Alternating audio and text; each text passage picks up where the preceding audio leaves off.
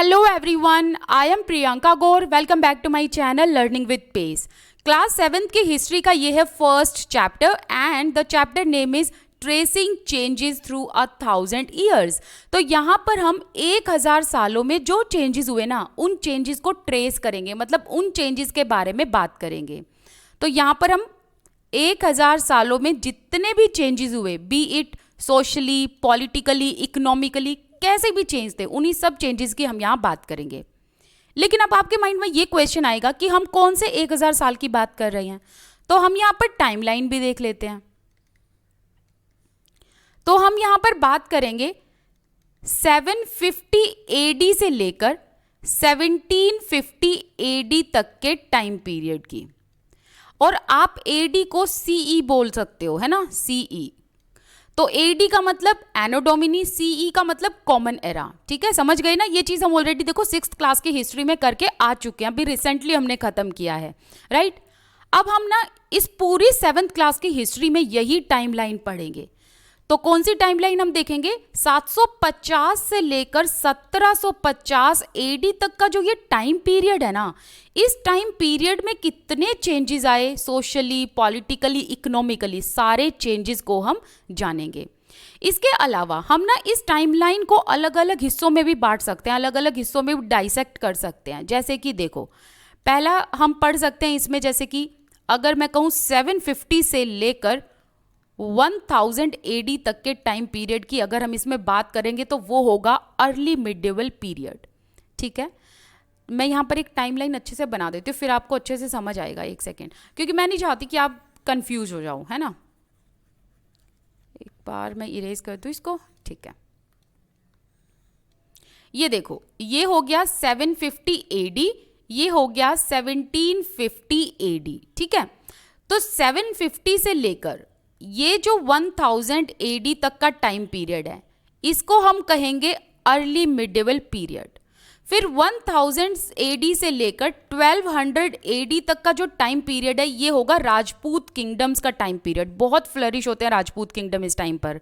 इसके अलावा इसी टाइम पर फॉरेन इन्वेडर्स भी आते हैं जो हमारे यहाँ आकर अटैक करते हैं। फिर आप देखोगे 1200 के बाद 1206 में, 1206 में आप देखोगे 1206 से लेकर लगभग 1526 तक आप यहाँ पर दिल्ली सल्तनत का राज पढ़ोगे। फिर 1526 में पता है सभी को, बाबर आता है ना। तो बाबर जो है वो लोधी डायनेस्टी को हरा देता है। लोधी डायनेस्टी जैसे ही खत्म होती है तो 1526 से लेकर प्रिसाइजली 1707 तक आप मुगल टाइम पीरियड की बात करोगे। एंड फिर इसी तरीके से हम फिर ब्रिटिशर्स के बारे में आगे बात करते जाएंगे एंड आप 8th क्लास में जाकर फिर पूरा ब्रिटिशर्स के बारे में पढ़ोगे। तो इस तरीके से आपको ये प्रॉपर ना टाइमलाइन याद होनी चाहिए। ठीक है, चलिए अब टॉपिक अपना शुरू करते हैं। कोई भी कंफ्यूजन कहीं पर लगे ना तो मुझे प्लीज कमेंट सेक्शन में बता देना। यहां पर देखो, ये क्या है? ये है एक मैप। तो यहां पर ना सबसे पहले फर्स्ट पैराग्राफ में 2 मैप का डिफरेंस दिखाया। मैं आपको ना मैप नंबर 2 भी दिखा देती हूँ। ये है मैप नंबर 2। ठीक है, ये देखो, ये है मैप नंबर 2। इसके आगे अगर हम देखें तो आगे फिर नया टॉपिक शुरू हो रहा है। तो ये जो map number 1 and map number 2 है, इनका हम डिफरेंस जानेंगे। लेकिन सबसे पहले मैप नंबर 1 की बात करते हैं, फिर 2 की बात करेंगे, फिर इसका डिफरेंस देखेंगे ताकि आप कंफ्यूज ना हो जाओ बिल्कुल भी, है ना। सो अगर हम मैप नंबर 1 की बात करें तो ये मैप नंबर 1 किसने बनाया था? एक अरब ज्योग्राफर थे जिनका नाम था अल इदरीसी। ठीक है, क्या नाम था? अल इदरीसी। इन्होंने ये मैप तैयार किया था 12th सेंचुरी में। ठीक है, 12th सेंचुरी में इन्होंने ये मैप तैयार किया था।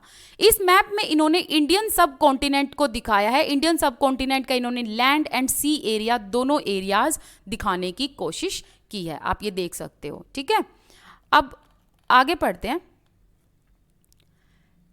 Take a look at map number 1 and map number 2। तो पहले अगर आपके पास बुक नहीं है तो प्लीज साथ साथ पढ़ते वक्त ना अपनी बुक ओपन रखो। मैप नंबर 1, मैप नंबर 2 को एक बार देखो और उसमें खुद से एक बार डिफरेंस जानने की कोशिश करो। अब देखो, मैप नंबर 1 की अगर हम बात करें तो ये 1154 सीई में बनाया गया। सीई को हम एडी भी बोल सकते हैं, ध्यान रखना। तो 1154 के टाइम पीरियड की बात हो रही है, तो दैट मीन्स 12th सेंचुरी हो गया। और ये बनाया था मैप एक अरब ज्योग्राफर ने जिनका नाम था अल इदरीसी। तो अल इदरीसी ने इंडियन सब कॉन्टिनेंट को इस मैप में दिखाने की कोशिश की है, ठीक है।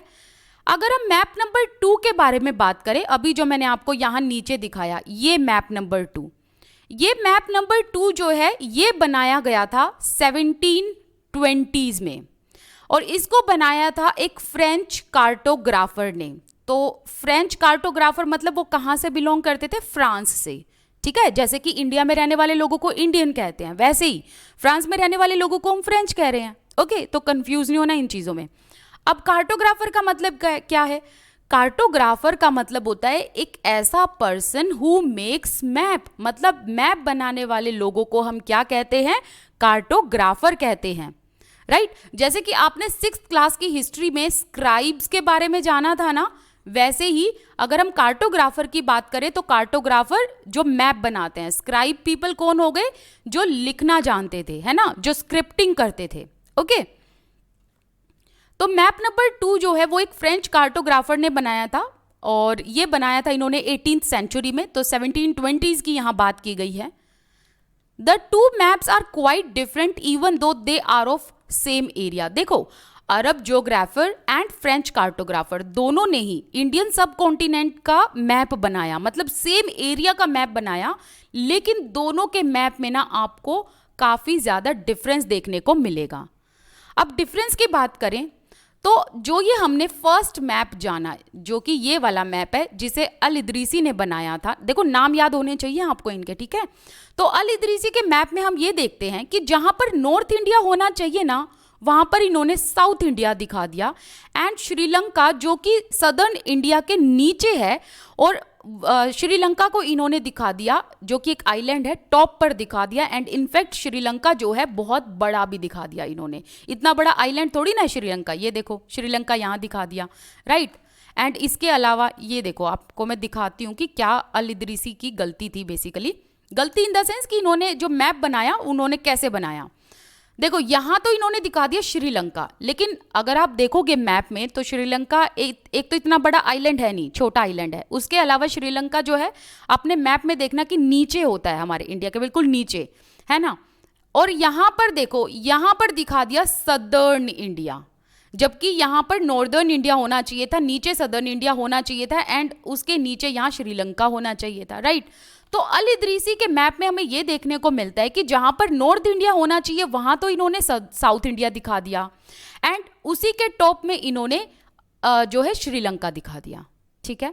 इसके अलावा अल इदरीसी ने अपने मैप्स में प्लेसेस के नाम भी लिखे, अलग अलग जगहों के नाम भी लिखे थे, लेकिन किस में लिखे थे? अरेबिक में लिखे थे। तो ये तो जाहिर सी बात है कि अल इदरीसी एक अरब थे, है ना, अरब पीपल थे, तो ऑब्वियसली सी बात है वो अपनी राइटिंग में ही लिखेंगे, अपनी लैंग्वेज में ही लिखेंगे प्लेसेस के नाम भी, तो इन्होंने अरेबिक में लिखे थे नाम।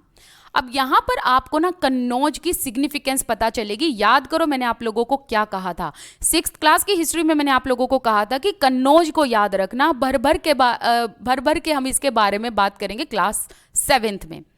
तो देखो, जब अल इदरीसी ने प्लेसेस के नाम लिखे अरेबिक में, तो इन्होंने कन्नौज किस तरीके से स्पेल किया था? इन्होंने कन्नौज को इस तरीके से स्पेल किया था, के की जगह क्यू था, ठीक है। कन्नौज कहाँ है? उत्तर प्रदेश में। ये छोटे छोटे क्वेश्चन बड़े ही इंपॉर्टेंट है, ध्यान रखना। कई बार ऐसे ही डायरेक्ट क्वेश्चन आ जाते हैं, और ऐसे क्वेश्चन ना मैच द फॉलोइंग में आते हैं कि कौन सा प्लेस कहाँ है, ठीक है। तो कन्नौज है उत्तर प्रदेश में, कन्नौज को लिखा अल इदरीसी ने जो है कन्नौज लिखा थोड़ा सा अलग तरीके से, जिसमें के और क्यू का आपको डिफरेंस देखने को मिलेगा, और क्योंकि ये अरेबिक नेम है इसीलिए, है ना। अब यहाँ पर मैप नंबर 2 के बारे में बात करते हैं। देखो, मैप नंबर जो 2 है वो एक फ्रेंच कार्टोग्राफर ने बनाया था, जिनका नाम थोड़ा सा अजीब है, पता नहीं कैसे प्रोनाउंस करेंगे, बट मैं बोल देती हूँ। मे बी इनका नाम अगर हम प्रोनाउंस करने पे आए तो ऐसे ही हो सकता है, नोवेम गियाम डे आइल, ठीक है। अब आप लोग देख लेना भाई, जिनको फ्रेंच वगैरह आती है तो माफ़ करिएगा, मुझे नहीं आती है तो मुझे ये नहीं पता कि किस तरीके से प्रोनाउंस होगा, राइट। अब चलिए मैप नंबर 2 की बात करते हैं। मैप नंबर 2 कब बनाया था?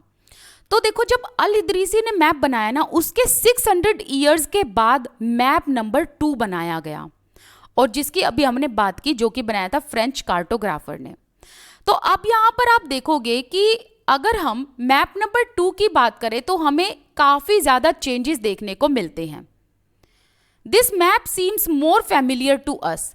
तो हम ये कह सकते हैं कि फ्रेंच कार्टोग्राफर ने जो ये मैप बनाया ना, ये क्वाइट सिमिलर है जो आज के टाइम पर हम मैप को यूज करते हैं। देखो आप सभी को पता है, ये हो गया सदर्न इंडिया है ना, ये वाला पार्ट, राइट। इसके अलावा देखो यहाँ पर ऊपर नॉर्दर्न इंडिया दिखाया है। इसके अलावा देखो श्रीलंका बिल्कुल सही जगह दिखाया है, जो कि एक आइलैंड है। ये रहा श्रीलंका, यही होना चाहिए, लेकिन यही श्रीलंका अलीदरीसी ने ऊपर दिखा रखा था टॉप पर। लेकिन अगर हम आज के टाइम पीरियड की बात करें तो आज के टाइम पीरियड में जो हम मैप यूज करते हैं ना, वो कहीं ना कहीं सिमिलर है इसी मैप से। कौन से मैप से? मैप नंबर 2 से, जो कि फ्रेंच कार्टोग्राफर ने बनाया था।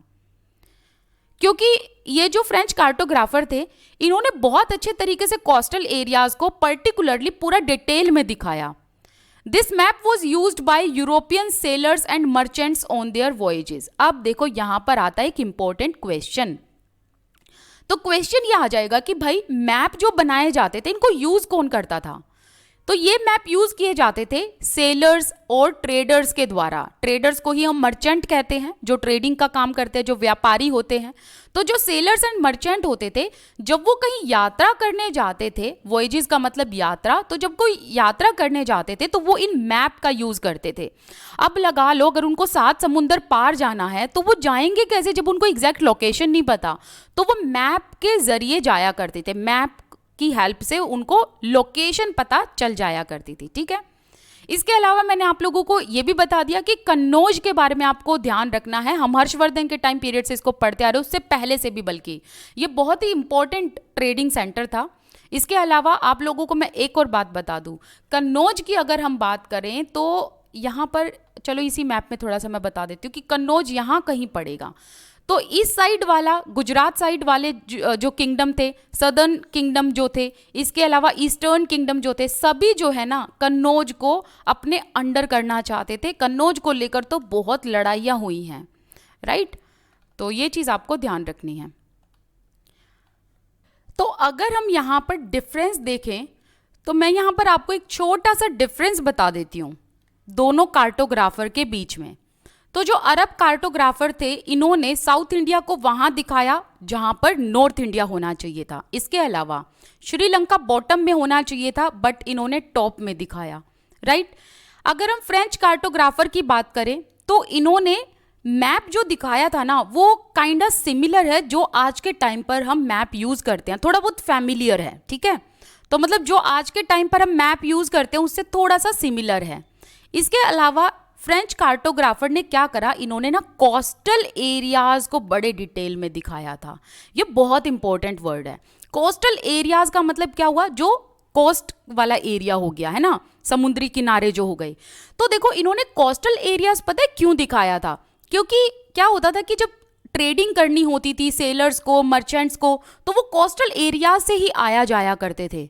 तो इसीलिए सेलर्स एंड जो मर्चेंट्स थे वो इन मैप को यूज किया करते थे, और उन्होंने इन फ्रेंच कार्टोग्राफर के मैप को इसीलिए यूज किया था क्योंकि इसमें कोस्टल एरिया दिखाया गया। तो अगर कहीं एक जगह से दूसरी जगह जाना है 7 समुंदर पार, तो वो कोस्टल एरिया से जाते थे। फिर आगे तो जमीन जब पड़ जाएगी तो वो पैदल पैदल निकल लेंगे, राइट। सो कहने का मतलब ये है कि फ्रेंच कार्टोग्राफर ने कोस्टल एरियाज को बहुत डिटेल में दिखाया, क्योंकि कोस्टल एरियाज से क्या होती थी? ट्रेडिंग में हेल्प होती थी, राइट। तो ये छोटा सा स्मॉल डिफरेंस आपको ध्यान में रखना है। Equally important is the fact that science of cartography deferred in 2 period. देखो हमने जब अरब एंड फ्रेंच कार्टोग्राफर के बारे में अभी जाना, तो हमें ये भी जानने को मिलता है कि दोनों के टाइम पीरियड अलग थे।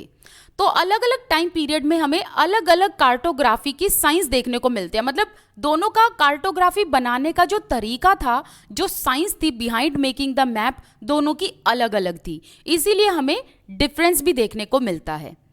तो जब भी अगर हिस्टोरियंस पास्ट डॉक्यूमेंट को, मैप को एंड टेक्स्ट को पढ़ने की कोशिश करें, तो हिस्टोरियंस को थोड़ा सा सेंसिटिव होना चाहिए to different historical backgrounds, the context in which information about the past was produced. अब देखो ये लाइन का मतलब क्या है कि हिस्टोरियंस ना जब डॉक्यूमेंट पढ़ते हैं, मैप्स जानने की कोशिश करते हैं, टेक्स्ट पढ़ते हैं, तो हिस्टोरियंस को थोड़ा सा सेंसिटिव होना चाहिए towards this different historical background. Reason being कि अलग अलग टाइम पीरियड में जैसे हमने ये देखा कि मैप बनाने का तरीका अलग अलग था, उसी तरीके से अलग अलग टाइम पीरियड में अलग अलग टर्म्स को यूज किया जाता था। हर टर्म्स के फिर मीनिंग भी चेंज होते रहते थे, राइट। तो इवोल्यूशन होता रहा टाइम टू टाइम। तो अलग अलग पीरियड में हमें क्या देखने को मिलता है कि लोगों के अलग अलग पर्सपेक्टिव थे। तो हिस्टोरियंस को हमेशा डॉक्यूमेंट, मैप एंड टेक्स्ट पढ़ते वक्त ये ध्यान रखना चाहिए कि अलग अलग टाइम पीरियड में अलग अलग पर्सपेक्टिव होने की वजह से डिफरेंस देखने को मिलते हैं। तो इसीलिए हिस्टोरियंस को हमारे सामने एक न्यूट्रल चीज रखनी चाहिए, राइट। एक न्यूट्रल तरीके से हिस्ट्रीज को हमारे सामने रखना चाहिए। तो इस तरीके से इंफॉर्मेशन प्रोवाइड करनी चाहिए हिस्टोरियंस को कि अलग अलग टाइम पीरियड को अच्छे से एनालाइज करें, राइट, एंड इसके अलावा उसी न्यूट्रल तरीके से हमें पेश करें। तो ये हिस्टोरियंस को थोड़ा सा सेंसिटिव होना चाहिए क्योंकि अलग अलग टाइम पीरियड में अलग अलग पर्सपेक्टिव होते हैं लोगों के। अब नेक्स्ट वाला पार्ट हम नेक्स्ट वीडियो में करेंगे एंड ऐसे ही हम अलग अलग टॉपिक को अलग अलग वीडियोस में कंप्लीट करते चलेंगे। एंड जब हर एक चैप्टर के सभी पार्ट्स या सभी टॉपिक्स कंप्लीट हो जाएंगे ना, उन सभी टॉपिक्स को मैं असिमिलेट करके एक वीडियो में प्रेजेंट कर दूंगी ताकि आप लोगों को बार बार ना ढूंढने की परेशानी ना हो एंड टाइम पर रिविजन भी हो जाए। इसके अलावा आप मेरे साथ टेलीग्राम, इंस्टाग्राम पर जुड़ सकते हैं। टेलीग्राम, इंस्टाग्राम की आईडी एंड लिंक आपको डिस्क्रिप्शन बॉक्स में मिल जाएगा एंड इनका यूजर नेम आप अपनी स्क्रीन पर भी देख सकते हैं। अब मिलते हैं नेक्स्ट वीडियो में। Till then bye bye and I wish you all the best, keep learning. और अपने कोई डाउट हैं तो उनको भी आप कमेंट सेक्शन में लिखिएगा। Thank you.